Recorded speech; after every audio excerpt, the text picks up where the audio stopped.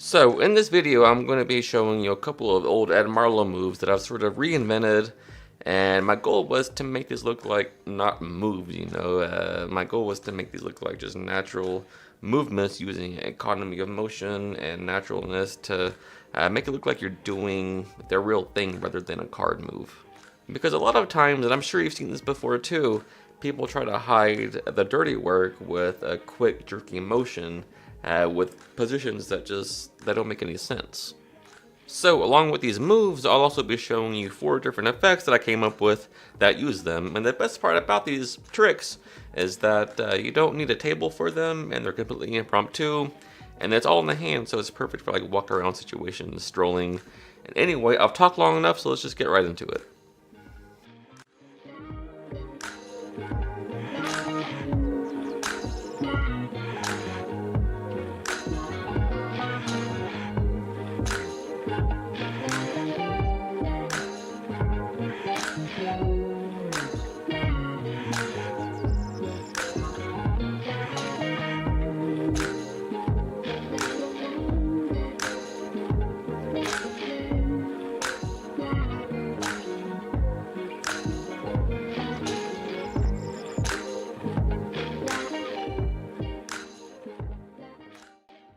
Alright, so the natural control, so this is of course based on Ed Marlowe's convincing control, and there's a few things about it that I wanted to change and make it look more natural, at least in my hands, so this is how you do it. So what you are simulating is this, so you spread the deck, have them touch any card, you show them the card they touched, and you just out-jog it, and it should look that clean and that natural. Instead, you see a lot of people doing these kinds of things where they touch the card, you then align it, come to show it, you then pause and then do some move like this, and then do weird tight movements that don't make any sense unless you're doing this control, right? So how do we fix all that? Well, it's very simple. You just use what your body wants to do for this control. Here's what I mean. So here's the basic action. So they touch a card, right? You come up to show it, and then you will sort of take your index finger and scoot this packet back deep into your hand, like sort of like a cop position. This will free up a lot of space for your fingers in this hand to move. Alright, so you're going to point to the card, and you're sort of going to pinch the card and the card directly above the selection. Alright, so you point to it, and then as you come down, sort of like you're rolling your thumb and your index finger like this. Alright, just like this. That's the movement that you want to get. So here's what it looked like fully exposed, not trying to hide anything. So you'll pinch both cards like this, thumb on top, the card above it, finger on the face of the selection. Now as you come back down, you just do that rolling motion as I described, just like this. And that'll cause the upper card to move forward, leaving this card behind. So once again, do that rolling motion, just like that. Alright, once again, you spread the deck, ask them to touch any card. Once they do, you come up to show it, and then you say, remember that card. Now as you come back down, you do that rolling motion. Now as that's happening, one more thing is going to happen. You will take these fingers and just scoot this card back this way. Fully exposed, this is what that'll look like. This is sort of like a cull, and you're not really culling a card, you're just sort of scooting a card back, alright? So don't let the word cull scare you. All you're doing is scooting a card back, alright? So once again, show them a card, do that rolling motion and the scoot back motion at the same time, alright? So it looks like this. And so what I've done here is I've out-jogged a random card, but it looks like the card they just saw was right there. So what you can do here is just apply a little bit of pressure with this entire spread downward, and what that's going to do is allow that card to ride all the way down underneath the deck to the bottom of the deck. Some key points to remember when doing this move is that sometimes you can flash if you're not careful, because watch, if I show you the card like this and I come down, you can sometimes see this card like moving in the spread, right? You don't want that, so here's how you can fix that. So all you do when you're doing the pull back motion of your fingers, don't just pull straight back. You want to sort of push back diagonal towards yourself a little bit. Here's what I mean. So you show them the card. Instead of just moving straight back with the fingers, you want to sort of move diagonal like this towards yourself. That way the card can't be seen. in the front, right? That's because it's all the way back here, they can't see it in the front. So I'll do that diagonal pull back, fully exposed, so you can get an idea of what I'm talking about here. So we have the 9, and again, it's just like that. You pull it back diagonally just like that, and then that gets ridden to the bottom of the deck. And here's a regular view, slow motion, just to show you that you can't see it. So we have the king, and that's just slow motion. I mean, look how far back that's scooted back. You can't see it in the front. And that is what I call the natural control, of course based on the legend that is Ed Marlowe.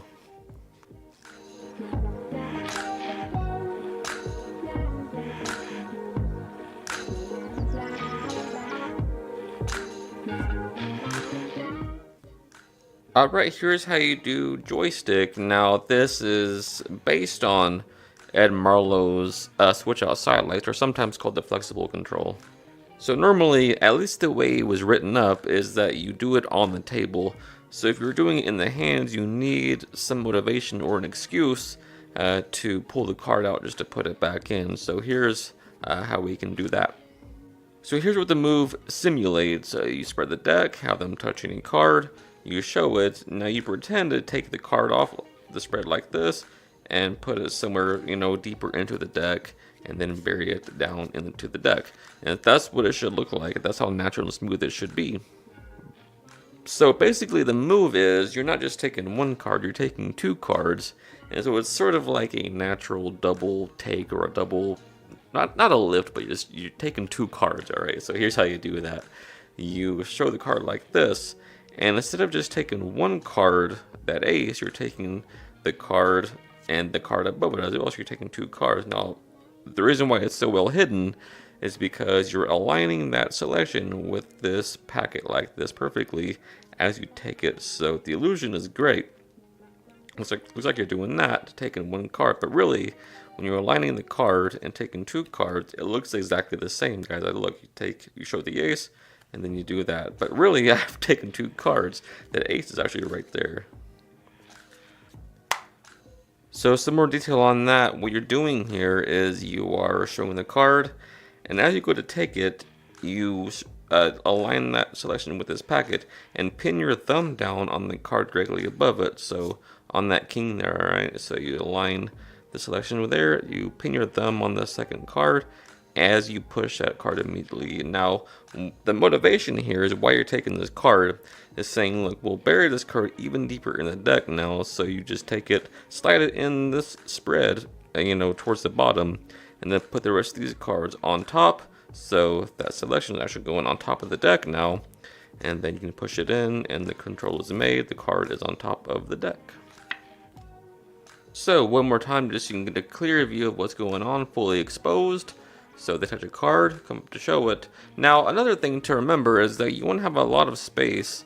Like, you don't want to have a tight spread, because if it's like this, it becomes kind of difficult to get it off of there in a natural motion, at least. So you want to have a wide spread like this, so every card is spaced out about that much, alright? So it's easier to take both cards.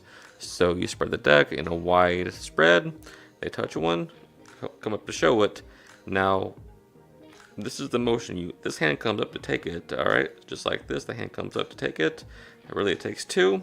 This is fully exposed. Just like this, you align that selection with this packet here. Pin your thumb down on that second card. Immediately slide that card in towards the bottom of the spread over here. Push it in with your finger. And then come back to put these on top. And then the control is made. The card is on top of the deck for your ambitious pleasures, my friends.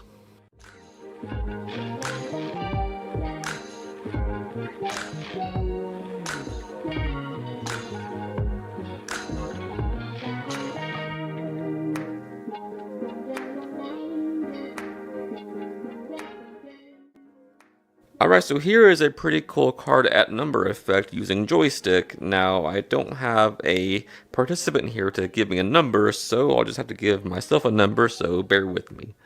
Alright, so for this, we'll just need a card picked. It does not matter which one it is, so let's say we have this one right there, the 3 of hearts. Now, the 3 can go right around the middle over here, and I'd say, if I had to guess, that's maybe 15 or so cards down. But just so that we can't have any idea, I'll actually shuffle these into the middle over here. That way we have no idea where that card ends up. So Do me a favor, name any number between 1 and 52, maybe a 16. So watch this. What I'll do is give it another shuffle and try to nail your card at number 16. Here we go. Oop, maybe right there. I think that's the spot right there. Yep, your card is now at number 16. That 3 of hearts. Check this out. 1, 2, 3, 4, 5, 6, 7, 8, 9, 10, 11, 12, 13, 14, and 15. That's number 16 right there. But you could have named any number at all. But let's just check that card here. That's the Queen of Hearts. And that is the 6 of Spades. But you picked the 3 of Hearts at number 16. Let's take a look. And we did get it. That's the 3 of Hearts. Alright, so here's how you do Nate Can. It's very fun, very simple. Very interactive between you and your participant, alright? So what you do is you have a card picked and you just use joystick to control to the top. So they remember the King of Hearts and you use that control. And now what you're going to do here is put it in somewhere in the middle over here. So if I had to guess, that's around 15 or so cards down, right? But just so that we can't have any idea, we'll shuffle these into the middle over here. Now what you're going to do is a Pharaoh shuffle. Now the cool thing about this is that it does not have to be a perfect Pharaoh. All you want to do is make sure that this card ends up on top of the deck. So just butt these into the middle over here, just making sure that this card goes on top. Alright, so just like this, and you're fine. That's not a perfect Pharaoh by any means, but just as long as you can get those in there weaved, you're good to go. And from a layman's standpoint, that just seems so fair and impossible that there's no way you could control that, but their card is on top. Now here's the cool thing about this effect. It's sort of like a mind reading thing, right? But I didn't have somebody to actually do it here. So what you do is you say, look, in a minute I'm going to shuffle the cards like that again, but before I do that, I want you to think of any number between 1 and 52. So you say, look, just focus on that number, and what I'm going to do is try to get your card at that number you were just thinking of. So again, just do another Pharaoh. It doesn't have to be perfect. All you're going to do is keep the card on top of the deck, alright? So like, say, look, maybe if I cut right here and shuffle them in right exactly there, and let them see the Pharaoh, because it looks really cool, by the way, you know, just letting them see that. I think your card is now at your number you're just thinking of. And then you just do that, and they say that for the first time, what's that number you were just thinking of? Let's just use 16 again, alright? So what you're going to do is start pushing cards into your hand like this, reversing the order, alright? So that's 1, 2, 3, 4, 5, 6, 7, 8, 9, 10, 11, 12, 13, 14, 15. Now you want to stop at the number before their number, alright? So you say, look, that's the 16th card right there. Now what's going to happen is you're going to push that card flush, at the same time reverse spread these cards here like this. That's the 16th card there, but you could have named any number at all, and you just reverse spread those cards like this. Now what's going to happen is that you're going to apparently show them the bottom card of this spread here. So look, you could have had this card here, but that's their card obviously, so you can't show them that. So what you're going to do is sort of like the joystick move again, only this time you're just putting this card on top of the packet like this to show them that card. But you're going to sort of tilt the hand like this so that it sort of hides everything, alright? So this is fully exposed. Look, you could have had this card here, and you're just doing that move. It's great, but from this side you can't see anything. So like, you could have had this card here, and it's completely hidden. So when you turn this hand back down, it looks like nothing happened. Say, look, you could have had this card here. Now what you're going to do is like nothing happened, like nothing changed. Put this card up. You could have had this card here, but you chose the 16, and that is your card right there.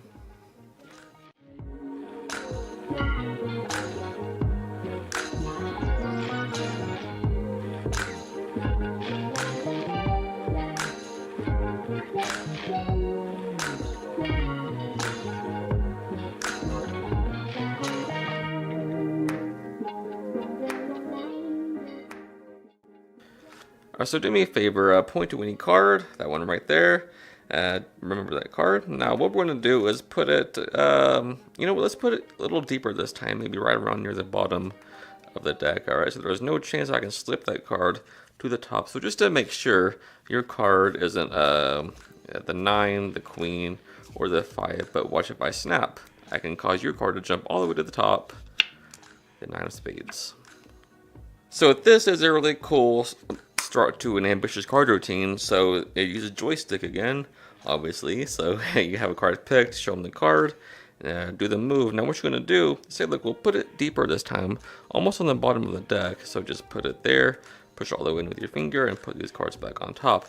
Now what you're going to do here is the classic Hammond block pushover, but to make it look more natural, you're not going to hold a break. All right, this is a breakless block pushover, and this is how that works. Normally you would show 3 cards like this, but you get a break under the 4th card like this as you sort of do that. So you don't need a break though. I don't know why people try to work harder by getting breaks. You don't need one. So here's what you do: push over 2 cards, and then in the motion of turning this over, your hand naturally goes up anyway. So you can hide a double pushover with that upward motion like this. You can't see that at all. So it's 1, 2, a double pushover, 3, just like that. And turn them over, it's the same thing. So we have the 4, and look at your natural hand motion going up and down like this. That's what hides it. So it's the 4, the jack, and the 4, and you can't see anything but the card is on top. Now if I really wanted to turn over 3 cards, I would just do this 1, 2, 3, and that looks the same as that breakless double pushover. So look, I'll do it right now. That's 1, 2, 3, and I just did it. That's really 4 cards. Now here's the action. There's 1, 2, and then the third one is a double pushover. So again, just push over a card and let the pad of your thumb here hit that second card there. So it's 1, 2 that gets pushed over, and that thumb just pushes over an additional card. So what you're gonna do is hide that by turning your wrist up and sort of squaring everything together like this to turn them face up like that. So again, the natural motion of you just putting cards into your hand hides that double pushover. 1, 2, 3, 4.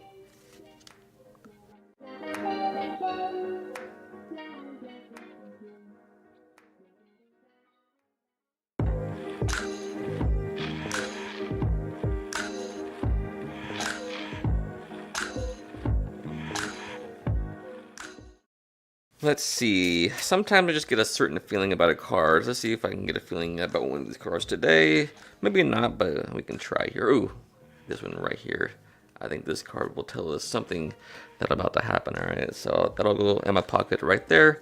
And let's see. Let's have you just pick a card. Just point to one. Have that one right there. Remember that card. And you know what? That's around the middle of the deck. Maybe, I don't know, 30 cards down or so I'd say. But look, the card I put in my pocket might tell us something, maybe exactly where that card is. And for the first time, what was your card? The 9 of clubs. Well, that's weird because look, the card I just put in my pocket, well, that is a 9 of clubs. Alright, so here is a lightning speed card to pocket using the natural control. So what you're going to do is, man, I love this trick. So what you're going to do is take out any random card at all. It doesn't matter which one it is. Say, look, sometimes I can get a certain feeling about a card.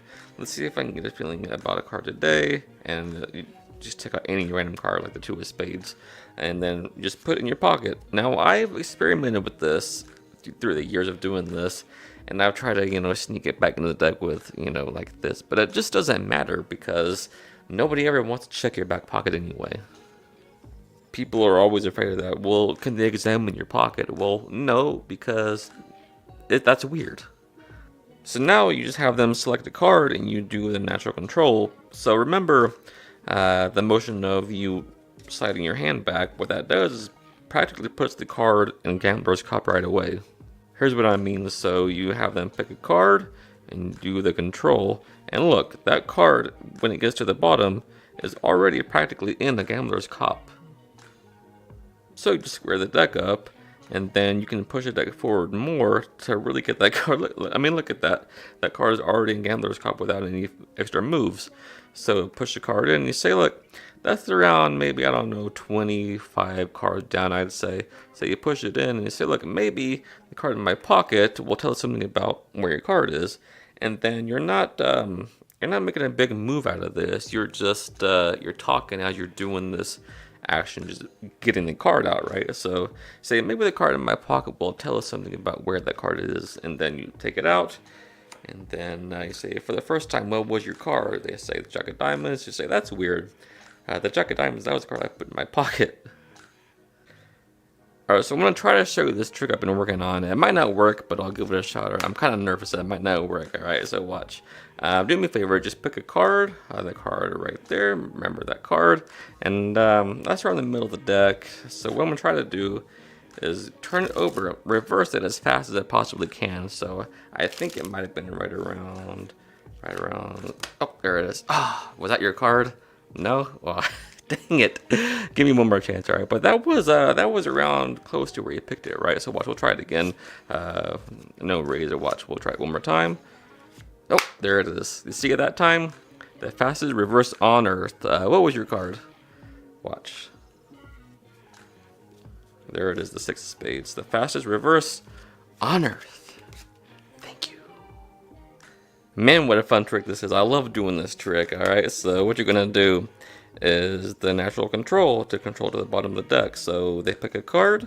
Oh, the 6 of spades again, that's weird. So you do the control.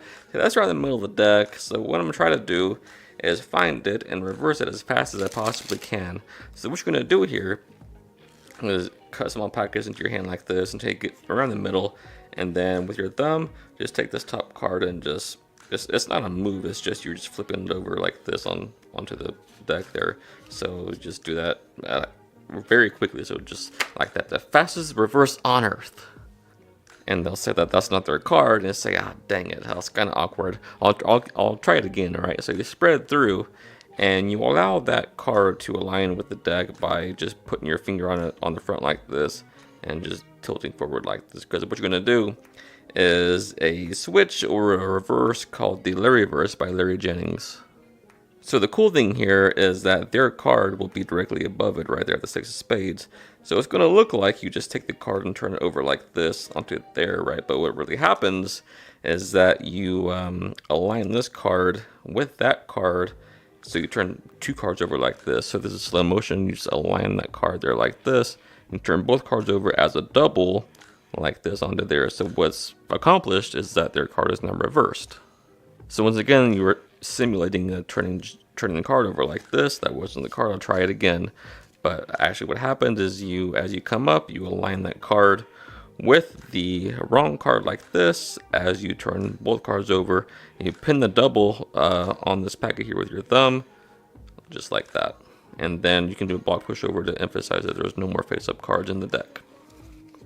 So you see, which I'll try that one more time, and what you're going to do here is another triple cut. So but that card will stay in the middle of the deck, and here's how you do that. So you cut about a quarter of the deck into your hand like this, and then about half of these, and then pop the rest back on top, and that face-up card stays in the same position as it was before. So what you're gonna do is when you slap that last packet on top, just do it, you know, sharply and just smack it on top as if you were doing that reverse that you just did, right? So you say, ooh, maybe, ooh, right there it is. And then you say, do you see it that time? You say, no, well, what was your card? The 6 of spades? Well, I got it. See, look, it really is in there, the 6 of spades. And then you spread through, jog it, and just show them that you got it.